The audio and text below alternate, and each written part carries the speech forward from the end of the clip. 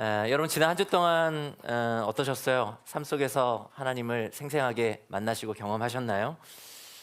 기도가 응답되고 또 하나님의 사랑이 여러분의 삶 가운데서 순간순간 느껴지셨습니까? 그런 분들이 분명 계실 거예요. 왜냐하면 하나님 살아 계시거든요. 정말로요. 하지만 내 삶에서 아니 이 세상에서 하나님은 사라진 것 같이 조금도 하나님이 느껴지지 않는 그런 한 주를 살아내신 분들도 계실 것입니다. 기도는 계속 해보지만 계속 거절되고 삶의 어려움은 아무리 애를 써도 나아지지 않은 그런 분들도 계실 거예요. 룻기의 룻과 나오미도 그랬습니다. 실제로 룻기에는요 하나님이 사라진 것 같이, 그러니까 룻과 나오미는 하나님의 부재감을 굉장히 깊이 느꼈을 거예요. 실제로 룻기는 우리가 지난주에 집중해 살펴봤던 룻기 1장에 1장 6절에 하나님께서 자기 백성을 돌보셔서 베들레헴의 흉년이 그쳤다라고 하는 구절에 잠깐 언급되고요. 그리고 마지막에 룻기의 클라이막스인 룻기 4장에 하나님께서 룻을 임신케 하셨다라고 하는 그 서술 외에는 하나님이 등장하지 않습니다. 여러분 다른 구약 성경 읽어보신 분들 계시나요? 구약 성경에는요 흔히 선지자들을 통해 하나님의 말씀이 전달되잖아요. 그게 이제 구약 성경의 꽤 많은 부분인데, 그 구약 성경에 흔히 등장하는 선지자들 한 명조차 룻기에는 등장하지 않습니다. 때문에 고통 가득한 룻과 나오미의 인생에 하나님이 완전히 사라져 버린 것 같아요. 아마 룻과 나오미는 자신을 외면하는, 자신을 향해 무관심한 그런 잔인한 신처럼 어쩌면 하나님을 그렇게 느꼈을지도 모르겠습니다. 근데 질문하죠. 과연 정말 하나님이 그런 분이신가? 룻기 2장을 통해서 오늘은 사라져버린 것 같은 하나님께서 어떻게 룻과 나오미의 삶에서 또 놀랍게 일하시는지, 그리고 우리의 삶에서 어떻게 일하기를 원하시는지, 또 일하고 계신지 함께 보도록 하겠습니다. 우리 지난주처럼 우리 공동체 성경 읽기 영상을 통해서 룻기 2장의 말씀을 함께 보도록 하겠습니다. 제2장.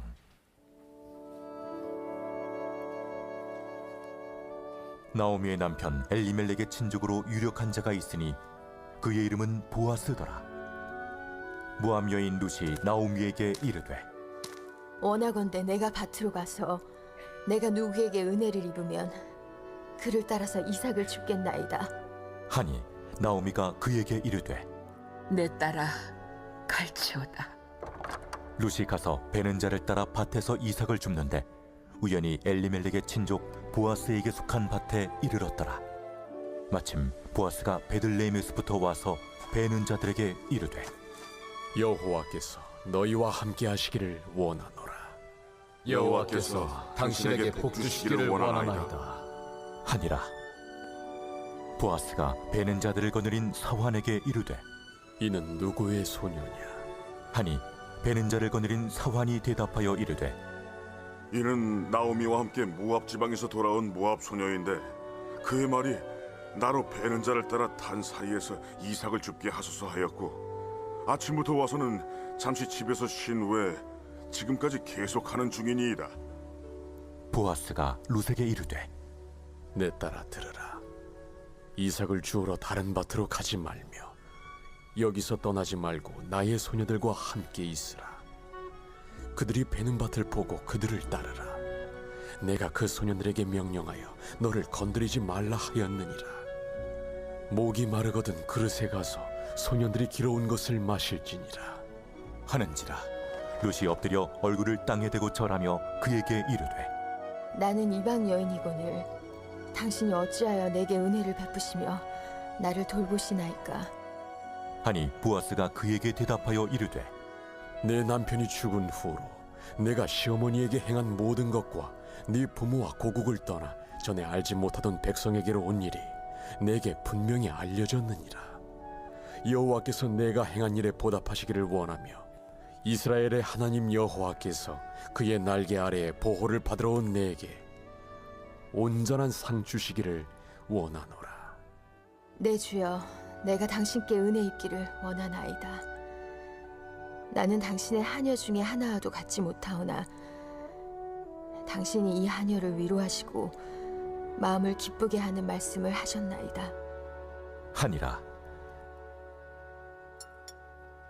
식사할 때 보아스가 룻에게 이르되 이리로 와서 떡을 먹으며 내 떡 조각을 초에 찍으라. 룻이 곡식 빼는 자 곁에 앉으니 그가 볶은 곡식을 주매 룻이 배불리 먹고 남았더라. 룻이 이삭을 주우러 일어날 때 보아스가 자기 소년들에게 명령하여 이르되 그에게 곡식단 사이에서 줍게 하고 책망하지 말며 또 그를 위하여 곡식 다발에서 조금씩 뽑아버려서 그에게 줍게 하고 꾸짖지 말라. 하니라. 룻이 밭에서 저녁까지 줍고 그 주운 것을 떠니 보리가 한 에바쯤 되는지라.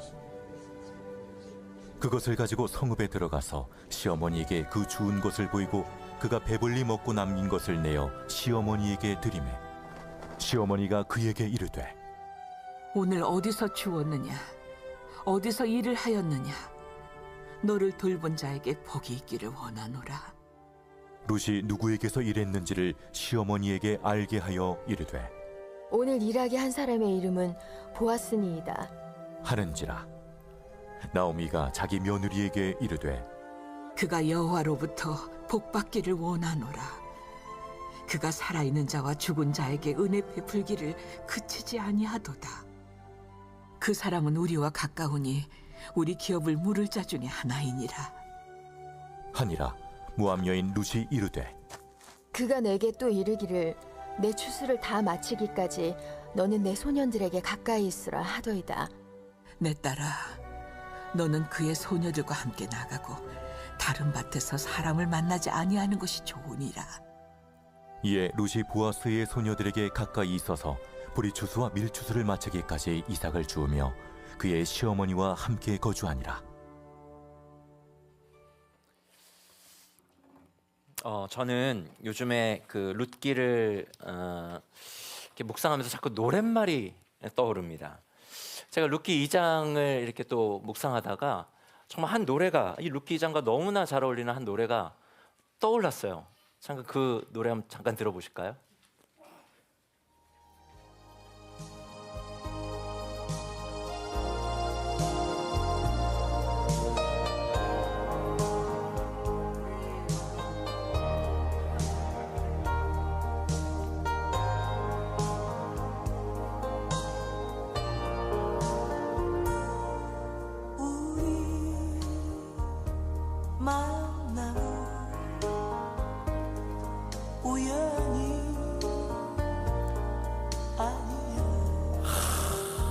명곡이지 않습니까? 네, 명곡이지 않습니까? 그 우리가 아까 룻기 2장을 함께 살펴본 것처럼 실제로 룻기 2장 3절 4절에서는 룻이 분명히 이렇게 기록되어 있어요. 우연히 보아스라고 하는 사람의 밭에 이르렀다고 기록하고 있고 그때 마침 보아스라고 하는 사람을 만났다고 기록하고 있습니다. 아마 그 아까 노사연의 이 만남을 모르시는 분 여기서 세대가 확 갈릴 거예요. 세대가 1989년 곡이니까 진짜 오래됐죠. 근데 이 만남의 첫 소절처럼 이 룻과 보아스의 만남이 우연이 아니었습니다. 성경이 우연히 마침이란 단어를 쓰고 있지만은 실제로 우연이라고 하는 단어를 이 룻기가 사용한 것은 룻과 보아스의 만남이 실제로 우연이었다는 사실을 우리에게 알려주기 위함이 아니라 하나님의 모든 뜻과 계획을 룻과 보아스는 다 헤아릴 수 없기 때문에 룻과 보아스에게는 그 만남이 너무나 놀라운 우연처럼 보였다는 것을 우리에게 그냥 기술하기 위함이었죠. 즉 3절에서 기록된 우연이라고 하는 이 단어와 4절의 이 마침이라고 하는 이 단어는 우연을 가장한 하나님의 개입, 우연처럼 보이는 하나님의 인도하심, 우연처럼 보이나 하나님께서 계획하셨던 하나님의 역사를 역설적으로 표현한 룻기의 의도적인 문화 기법인 것입니다. 이 3장과 4장을 여러분 되게 돌아가서 쭉 읽어보시면 룻과 보아스의 만남은 사실 룻기에서 정말 중요한 사건이거든요. 어쨌든 이 놀라운 만남을 위해 하나님께서 우연을 가장해 놀랍게 일하고 계신 것이었어요. 여러분 근데 그거 아세요? 하나님은요 저와 여러분의 삶에서도 이런 우연을 가장해서 우리의 삶을 이끌어 가신다는 사실을 여러분 아십니까? 저도 돌아보면 저에게도 이런 우연을 가장한 하나님의 역사는 정말 수없이 일어났습니다. 제가 몇 번 얘기하긴 했지만 저는 예수를 믿지 않는 가정에 신앙생활을 했거든요. 그래서 부모님으로부터 제 동생 이주환 목사님을 포함하여 저의 가족들로부터 여러 핍박을 받으면서 제가 신앙생활을 했었습니다. 특별히 부모님에게는 핍박을 많이 받아요. 집에서 쫓겨나기도 하고 또 집 밖으로 나가지 못하는 주일 같은 경우는 감금을 당하기도 했습니다. 뭐 시간 관계상 걸 다 얘기할 수는 없지만 어쨌든 그렇게 어렵게 신앙생활하면서 이제 제가 재수 생활했는데 그 재수 생활을 거쳐서 하나님의 은혜로 한 대학교에 합격하여 입학하게 되었어요. 제가 그렇게 하나님을 사랑하는 저의 마음이 핍박 속에서도 견디어진 마음이었기 때문에 20살, 21살 제가 그때는 정말 하나님을 사랑하는 마음이 뜨거웠습니다. 그리고 마침내 1998년 3월 요즘 이게 입학 시즌이잖아요. 그 입학식 날 입학식 집결 장소인 그 대학교 노천극장에 서 있는데 제 옆에 그 한 사람이 또 서 있었어요. 당연히 이제 과별로 모여 있었기 때문에 제 동기가 분명했겠죠, 그렇죠? 그래도 이제 같은 과 그 동기니까 쑥스럽게 그와 인사를 이렇게 나누는데 그와 몇 마디 대화를 나누는데 그가 사용하는 어휘가 왠지 교회에서 많이 듣던 그런 어휘였습니다. 왠지 기독교인일 것 같아가지고 저 근데 혹시 기독교인이세요?라고 물었는데 갑자기 그가 제 손을 덥석 잡더니 저는 이 학교를 예수의 이름으로 뒤집으려고 온 사람입니다. 이렇게 얘기를 했어요. 세상에는 참 이상한 사람이 많다. 이렇게 생각 깊었는데 그분이 우리 교회 청년부를 담당하는 원유근 목사님이었죠. 제가 이렇게 대학을 들어가고 예수를 만나고 그분께 받은 사랑이 너무나 커서 나와 같이 좀 어렵게 또 이제 대학 입시를 준비하는 친구들 제가 도와야겠다, 후배들 좀 도와야겠다 싶어서 청년 시절에 고3 후배들과 재수생 후배들을 위해서 수학 공부방을 무료로 열었습니다. 그때 우연히 한 학기 동안 다니던 학교를 자퇴하고 공부방에 합류한 한 자매가 있었어요. 뒤늦게 수능 시험을 준비하긴 했지만 하나님을 예배하는 우선순위를 지키고 제 지도를 잘 따랐습니다. 믿음으로. 그래서 제가 가르치는 성경도 열심히 배우고 그때 여러 그 청년부의 MT와 수련회 다 쫓아다니면서 그렇게 이제 수능을 준비했어요. 남들보다 뒤늦게 공부했지만 또 유별나게 도전한 대로 믿음으로 그렇게 그 반수의 시절을 보내는 그 자매가 너무 귀해서 하나님 앞에서 하나님 정말 이 자매 인생을 책임져 주셔야 합니다 라고 기도하면서 그 자매를 하나님께 이끌어 주시기를 간절히 소망했습니다. 그리고 마침 그 자매는 지금 제 아내가 되었죠. 제가 나들목교회를 오게 된 것도 그렇습니다. 20대 청년회 때에 제가 사랑하며 따랐던 목사님께서 이제 대안 공동체를 세워보겠다라고 하셔가지고 교회를 개척하셨어요. 개척 멤버로 합류했습니다. 그런데 그분이 탑리더가 되면서 여러 가지 연약함들이 드러나기 시작했어요. 그 연약함과 죄가 공동체 전체에 많은 영향을 끼쳤기 때문에 제가 고민하다가 예를 갖춰서 목사님께 그 부분에 대해서 언급했습니다. 그리고 나서 그 목사님이 저를 그 공동체의 이단으로 공동체를 허무는 그런 영적인 사단에 사로잡힌 사람으로 그렇게 저를 여기셨고 그리고 계속해서 표적 설교와 그리고 여러 가지 영적인 공격이 있었습니다. 그분은 제가 정말 저를 하나님께로 연결시켰던 저의 영적인 아버지와 같은 분이었기 때문에 20대의 어린 믿음을 가진 저로서는 굉장히 깊은 상처를 제가 받았습니다. 그럼에도 불구하고 저는 교회와 하나님을 떠날 수가 없었어요. 기독교를 떠날 수가 없었습니다. 왜냐하면 제가 경험한 하나님은 정말 살아계신 분이었고 그리고 제게 하나님께서 주셨던 그 사랑은 너무나도 정말 깊은 사랑이었기 때문에 제가 하나님을 부인할 수는 없었습니다. 그래서 그 교회를 떠날 수밖에 없었지만 그럼 어느 교회를 가야 될지 고민하던 때에 우연히 제가 다니던 대학의 종강 예배 때 어느 한 목사님이 오셔서 말씀을 전했는데 그 말씀이 너무나도 그 당시에 예배에 참여했던 사람들에게 충격을 주었다는 소식을 거쳐 제가 소문을 듣게 되었습니다. 그래서 그 목사님은 저는 뵌 적도 없고 목사님 중에 이름조차도 잘 몰랐지만 수소문해서 그 예배 가운데 말씀을 전했던 목사님의 교회를 찾아갔습니다. 그게 바로 우리 나들목 동행교회 모교인 나들목 교회였어요. 그리고 거기에서 청년부 사역을 시작했고 사역자의 길을 걷기 시작해서 지금 여기까지 왔습니다. 그 나들목 교회가 2019년에 나들목 동행교회로 분교되기로 결정되고 이제 예배당 초도를 찾을 때 여러 우리 뭐 그때 당시에 박공지 목사님하고 막 태능에도 가보고 공릉에도 가보고 창동에도 가보고 우리가 예배할 초소가 어디 있을까 막 기도하면서 그렇게 찾아다녔는데 우연히 서울외고의 교직원분들과 그리고 통화를 하게 되었습니다. 그리고 그때 마침 서울외고 교목이신 김주영 목사님과 우리 서울외고 이사장이신 이수영 우리 이사장님을 포함해서 몇몇 또 기독 학부모 분들이 함께 동역할 수 있는 교회를 위해서 간절히 기도하고 있었다는 소식을 듣게 되었어요. 그리고 우리 나들목 동행교회는 서울외고와의 동역을 지금까지 이어가고 있죠. 제가 이런 간증은 오늘 하루 종일 할 수도 있습니다. 여러분, 하나님은요 우연을 가장해서 이렇게 놀랍게 일하시는 분입니다. 하나님은 룻에게도 그렇게 일하고 계신 거예요. 하지만 하나님께서 이렇게 우연을 가장해서 룻의 삶에 개입하셔서 일어난 이 룻과 보아스의 만남에 룻이 어떠한 일도 하지 않았던 것은 아닙니다. 오히려 그 반대죠. 2절을 보실까요? 룻이 뭐라고 말합니까?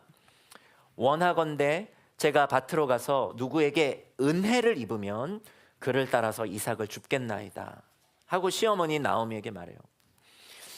당시 사회에서 이삭을 줍는다는 것은 오늘날 폐지를 줍는다는 것보다 더 수치스러운 행동이었습니다. 왜냐하면 그것은 자신의 가난과 비참을 공개적으로 드러내는 행위였기 때문에 그래요. 뿐만 아니라 이건 수치스러운 일뿐만 아니라 위험한 일이기도 했어요. 제가 지난 주일에도 어떤 남성 가족도 없는 여인이 홀로 된 상태다. 그 여인이 뭔가 밭에 나가서 남자들 사이에서 무언가를 한다. 이건 굉장히 위험한 일이었습니다.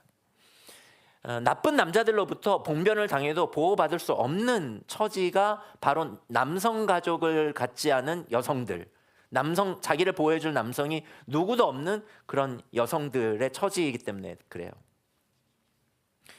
혹시 룻이 이삭을 주러 나갔다가 누가 룻을 겁탈하거나 성폭행을 한다 하더라도 그 남성을 처벌하지 않는 사회가 룻이 살아가던 시대였습니다. 그렇기 때문에 룻이 나가서 이삭을 줍는다는 거 이거 굉장히 위험한 일이었어요. 근데 룻이 이삭을 주스러 나가겠다는 거예요. 뭘 상상해 볼 수 있죠? 아마도 그들의 식량이 거의 바닥난 것으로 보입니다. 더 이상은 굶어 죽을 수 없기 때문에 룻은 어쩌면 위험을 무릅쓰고 그런 결심을 한 것으로 보여요. 하지만 룻기는요, 여러분 룻기를 쭉 읽어보면 룻기는 이 룻이 이삭을 주스러 나간다라고 하는 이 위험하고 어떻게 보면 무모한 행동을 하겠다고 한 이 룻의 행동이 단지 생존을 위한 행동만은 아니었다라는 것을 우리 룻기를 통해서 우리는 확인하게 됩니다. 룻기가 룻의 행동을 단순히 그러한 차원으로만 해석하도록 우리를 내버려 두지 않아요. 놀랍게도 룻은 지금 하나님의 은혜를 믿음으로 기대하고 있는 것처럼 보입니다. 룻기가 그렇게 우리를 읽게 만들어요. 여러분 2절을 보십시오. 모압 여인 룻이 나오미에게 이르되 원하건대 내가 밭으로 가서 내가 누구에게 은혜를 입으면 이렇게 기록되어 있죠. 룻이 무슨 은혜를 기대하는 것일까요?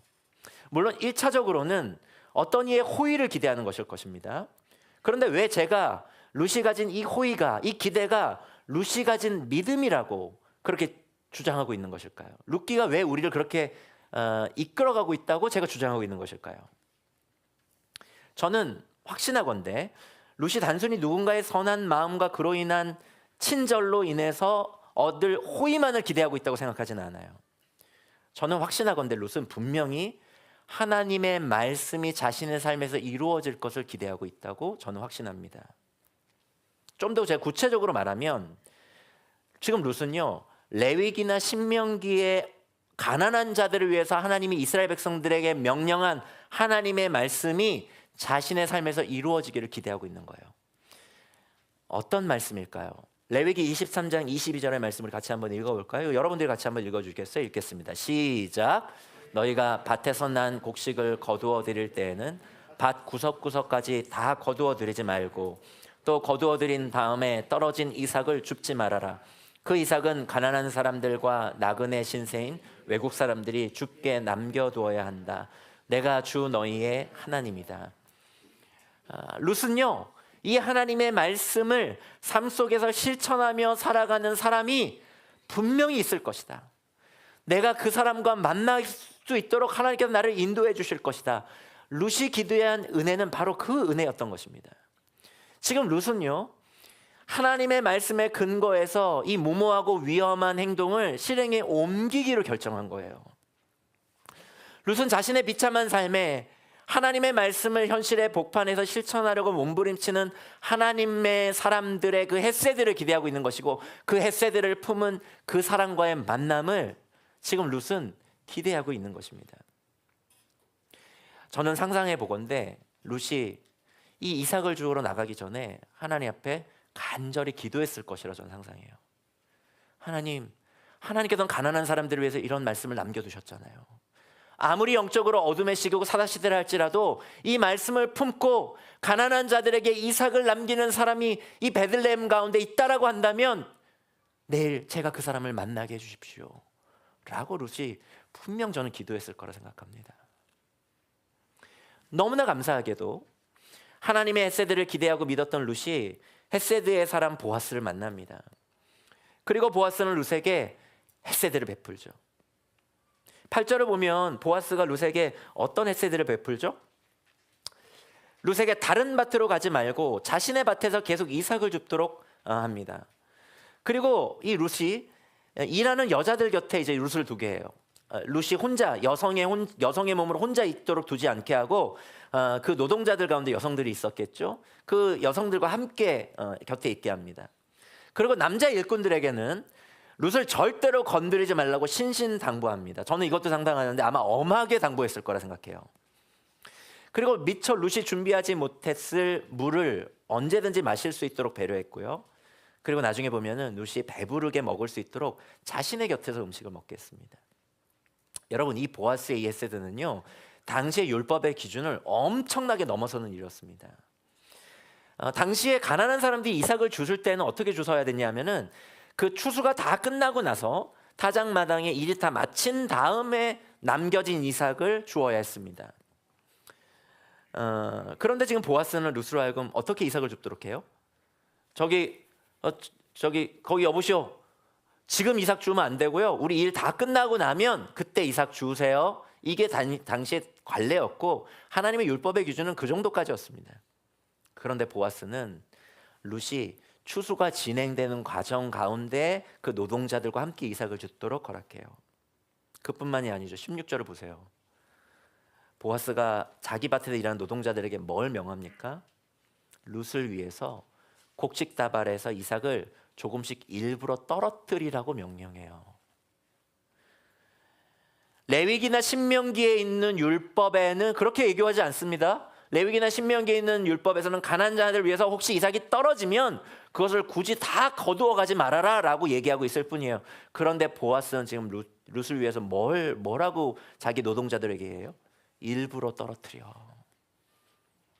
저 자매와 저 여인의 삶이 너무 궁핍한 것 같으니 충분히 곡식을 가져갈 수 있도록 일부러 떨어뜨리게 라고 명령한 것입니다.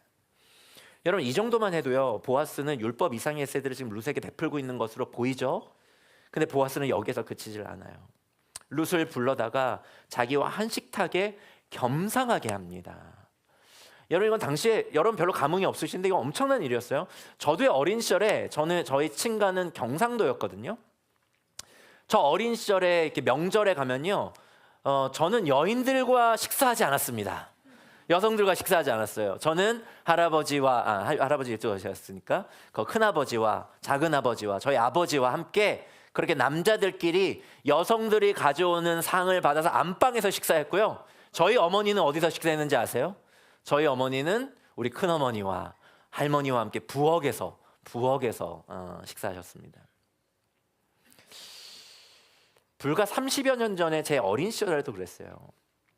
역사 속에서 인간은 끊임없이 급을 나누어 왔습니다.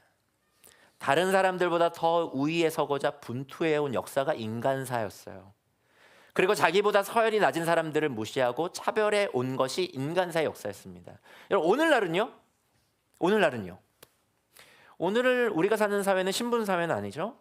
하지만 오늘날에는 새로운 신분과 계급이 존재합니다. 혹자는 신피라미드 사회라고 오늘날 사회를 그렇게 이름 붙이더라고요. 화면 한번 보실까요?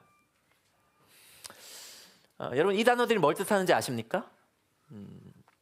입시생을 둔 부모님들은 아실 수 있어요. 그리고 막 입시를 마친 대학교 막 1, 2학년 정도는 알 수도 있습니다.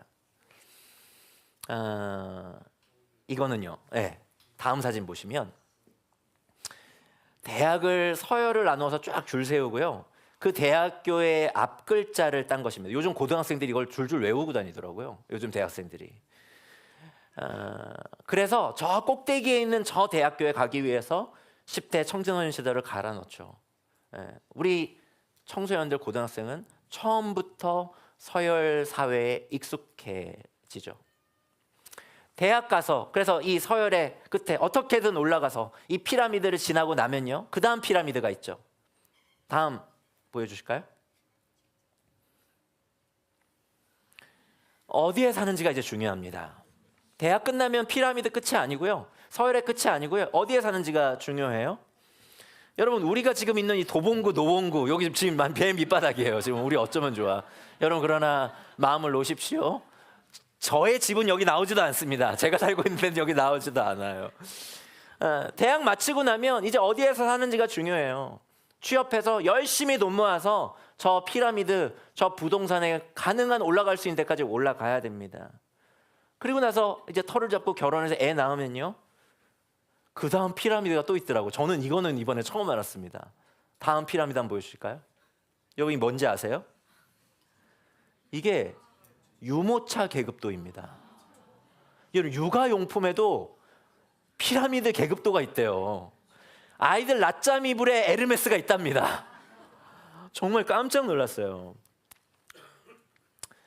여러분 이렇듯 사람들은요 끊임없이 서열을 나눕니다.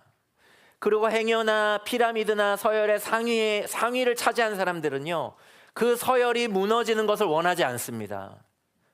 자신보다 아래 서열에 있는 자들과 자기가 구별되기를 원해요. 누군가 자신을 저 아래 단계의 사람들과 구별하지 않고 대하면요 불편해합니다. 신분 제도가 사라진 오늘날도 그러한데 하물며 룻이 살았던 시대는요 지금으로부터 약 3,000년 전 시대입니다. 3,000년 전 고대 사회였고 신분 사회였어요. 학자들은 당시 사회의 사회적 지위를 크게 16개의 서열이 있다고 봅니다. 그 서열을 한번 보실까요? 그 서열은 다음과 같아요.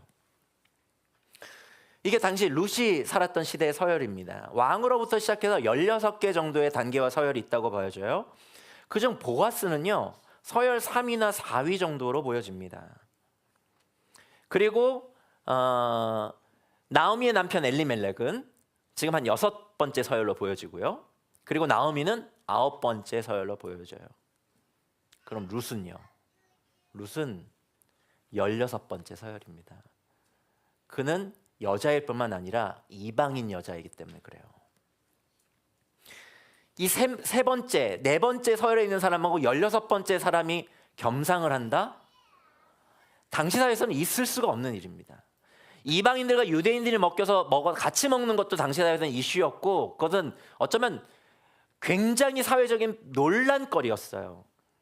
그런데 지금 이방인 여자 16번째 서열에 있는 사람하고 세 번째, 네 번째 서열에 있는 보아스가 겸상을 하는 것은 있을 수가 없는 일이었습니다. 근데 지금 보아스가 자기의 상에 룻을 초대하는 거예요. 그와 함께 식사를 나누는 겁니다. 이것이 엄청난 일이었기 때문에 어떤 분들은 또는 어떤 성경학자들은 성경 해석가들은 지금 보아스가 이 룻에게 지금 흑심을 품어서 그런 거 아니야? 이렇게 보시는 분들 계실 거예요.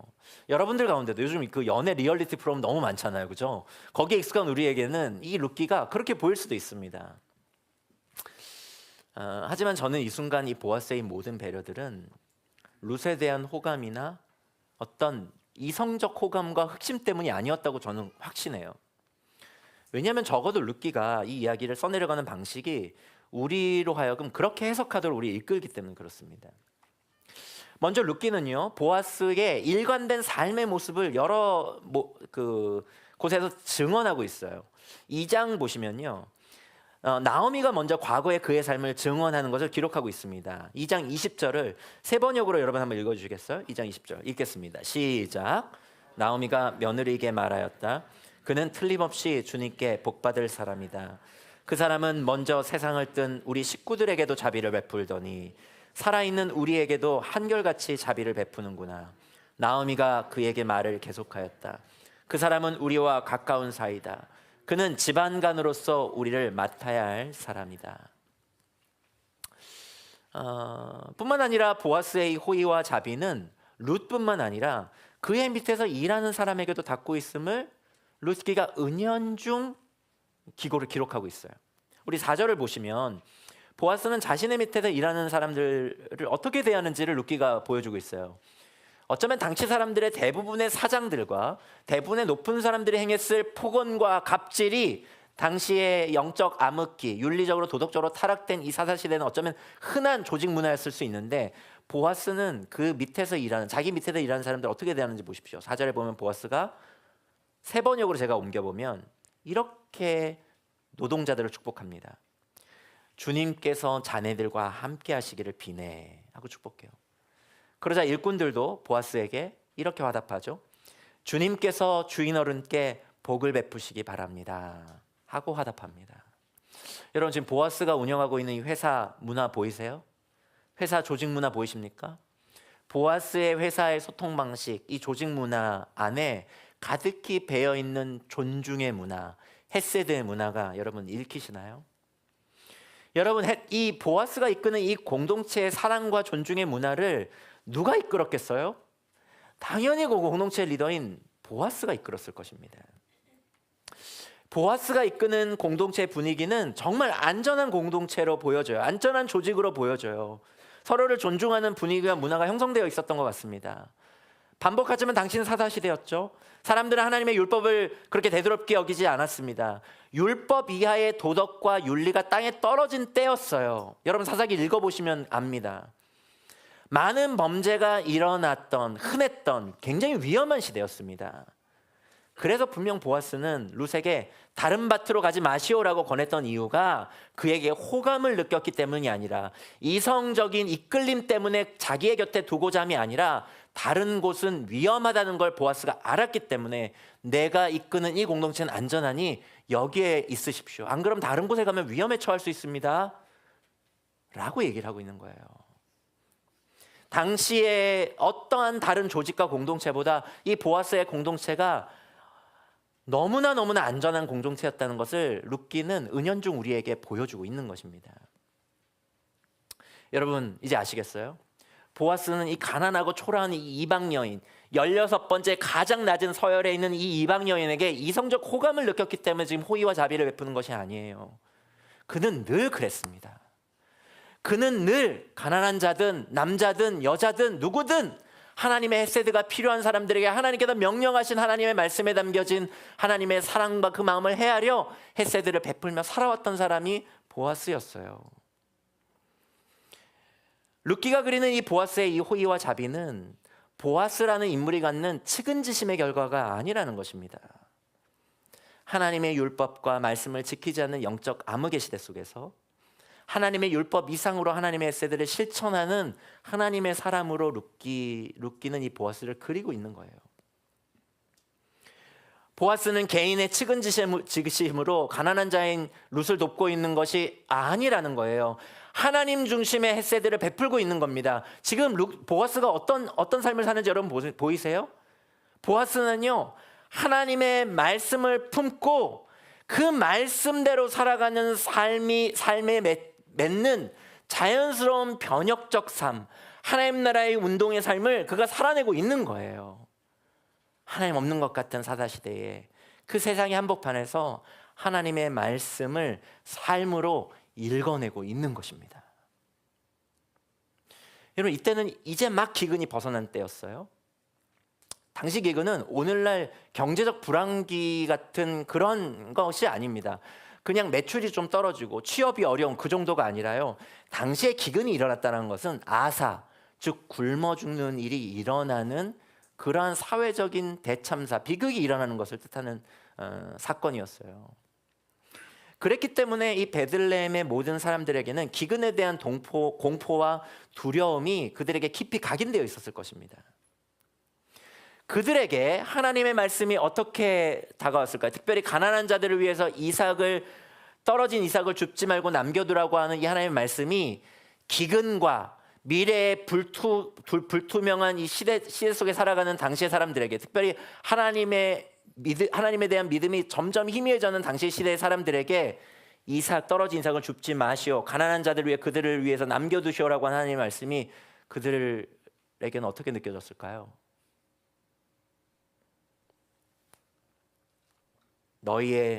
너희가 받은 소득의 일부를 하나님과 가난한 자들을 위해 따로 떼어나라고 하는 하나님의 말씀이 여러분에게는 어떻게 느껴집니까? 상상하건대 당시는 영적으로 매우 어두운 시기였기 때문에 저는 아마 이런 상상이에요. 당시의 사장들, 그거 이삭 떨어진 거 주우면 약간 좀 면이 안 쓰니까 팀장, A 팀장, 당신이 속한 그 노동자들에게 철저하게 명하시오. 당신의 할당량은 이겁니다. 이삭 가능한 떨어뜨리지 않도록 조심하시고 당부하세요. 제가 당신의 책임 물을 겁니다. 지금 우리 매출이 급격히 떨어지고 있어요. 언제 그 기운이 올지 모릅니다. 정신 바짝 차려야 돼요. 그렇게 당부했을지도 몰라요. 당시 사람들에게 가득했던 것은 하나님께서 나를 책임지신다라고 하는 믿음보다는 이런 미래에 대한 두려움과 자기 필요와 욕망에 대한 집착이 당시의 사람들을 붙잡고 있었을 거예요. 그래서 많은 사람들은 한 톨의 이삭도 남기지 않고 자기가 추구한 모든 것을 가능한 창고에 쌓았을 것입니다. 자신의 소유 중에 이웃에게 남기기 위한 몫을 따로 떼어놓는다? 이거는 이 위기의 때의 나이브한 비현실주의라고 치부하면서 그렇게 살았을 거예요. 대부분이 그렇게 살았을 것입니다. 그런데 그렇게 살지 않는 한 사람을 지금 룻기가 조명하고 있는 거예요. 생존의 두려움과 풍요로워지고자 하는 이기심이 자기를 장악하도록 허락하지 않고 하나님의 말씀에 다스림을 받는 그 시대에, 사사시대에, 그 영적인 암흑기 시대에 다른 사람들과는 다른 한 사람이 있었다는 것입니다. 그가 누구라는 거예요? 그가 바로 보아스라는 것입니다. 바로 이러한 이유 때문에 보아스를 룻기가 특별한 형용사로 묘사하고 있는데, 룻기가 2장 2절에서 보아스를 뭐라고 부르냐면 유력한 자라고 부르고 있어요. 여기에서 유력한으로 번역된 이 하일이라고 하는 이 히브리어는 굉장히 중요한 히브리어입니다. 여러분이 룻기를 공부하면서 두 개의 히브리어를 암송하고 가세요.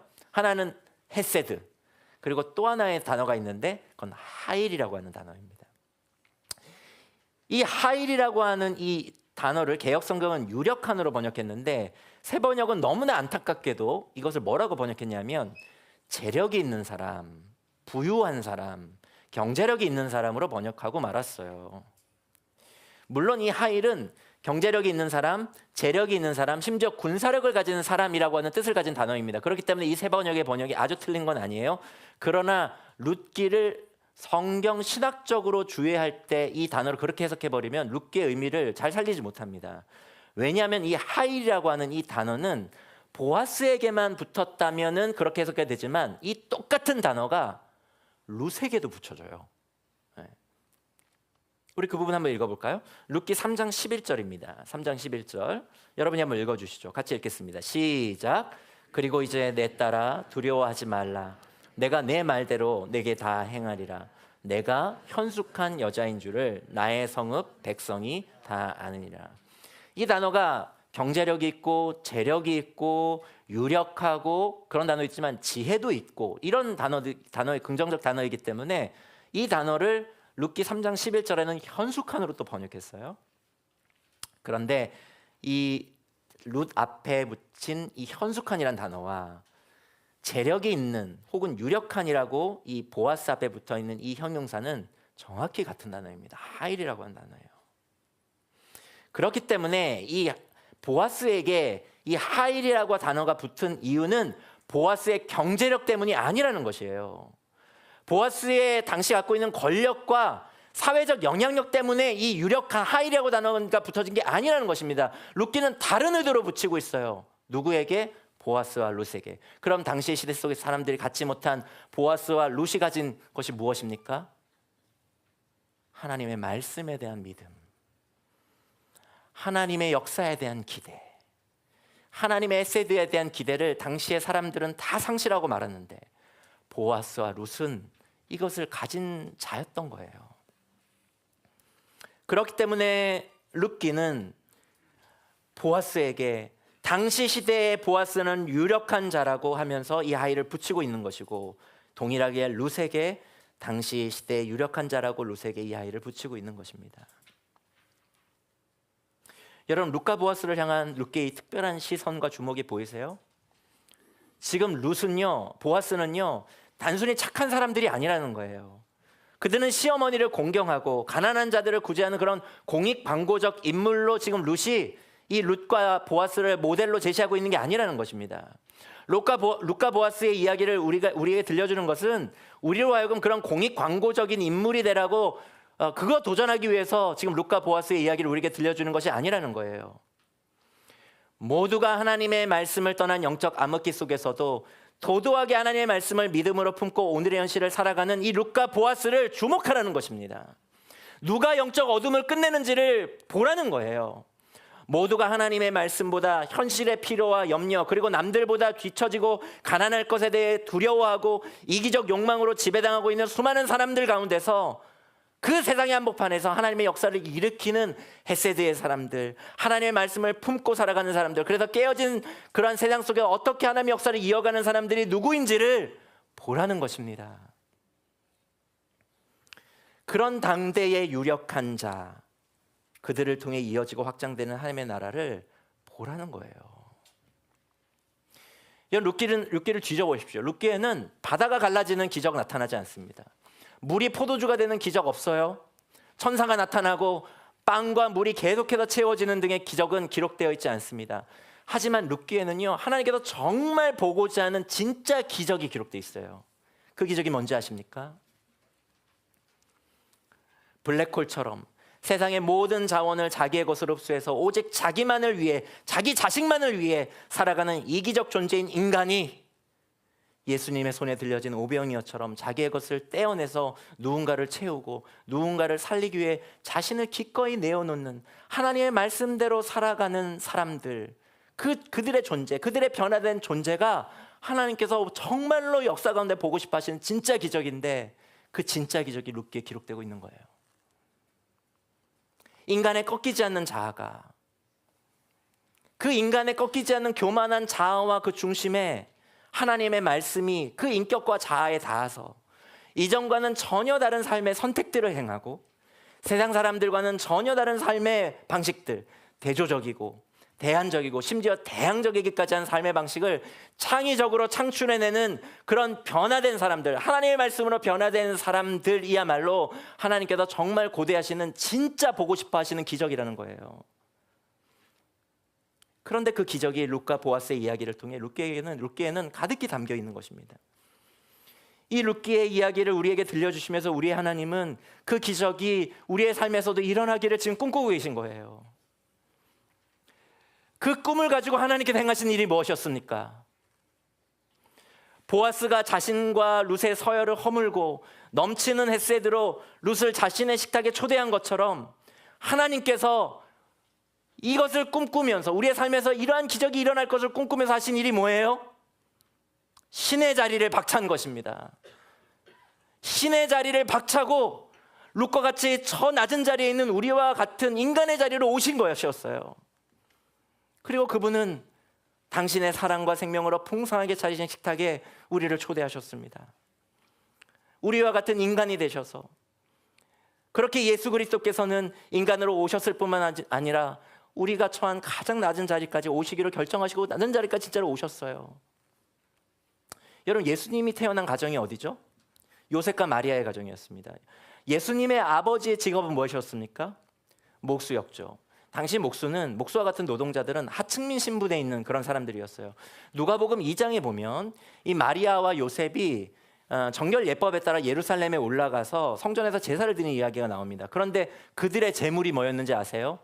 비둘기였습니다. 양이 아니었어요. 비둘기는 당시 가난한 사람들이 택하는 제물이었습니다. 예수님은 왕의 아들로 오시지 않았어요. 가난한 가정 안에서 태어났습니다. 어릴 때요, 대단한 낮잠 이불도 없이 주무셨어요. 우리 예수님 대단한 유모차도 못 타보셨습니다. 하나님의 아들, 온 세상을 다스리시는 왕 중의 왕, 신 중의 신인 그분이요, 그런 낮고 천한 자리로 오셨어요. 왜 그러신 거죠? 왜 그러셨습니까? 저와 여러분들의 보아스가 되기로 결정하셨기 때문입니다. 룻과 같이 무너져 있는 우리를 되살리기 위하여, 치유하시기 위하여, 다시 우리를 구원하시기 위하여 예수님께서는 우리의 보아스가 되시기로 작정하셨기 때문이에요. 그래서 그분은 우리와 같이 인간이 되셨고 우리를 대신해서 십자가에서 죽기까지 하셨습니다. 그래서 빌립보서 2장 6절에서 8절은 이렇게 말씀해요. 그는 하나님의 본체시나 하나님과 동등함을 당연하게 생각하지 않으시고 오히려 자기를 비워서 종의 모습을 취하시고 사람과 같이 되셨습니다. 그는 사람의 모양으로 나타나셔서 자기를 낮추시고 죽기까지 순종하셨으니 곧 십자가에 죽기까지 하셨습니다.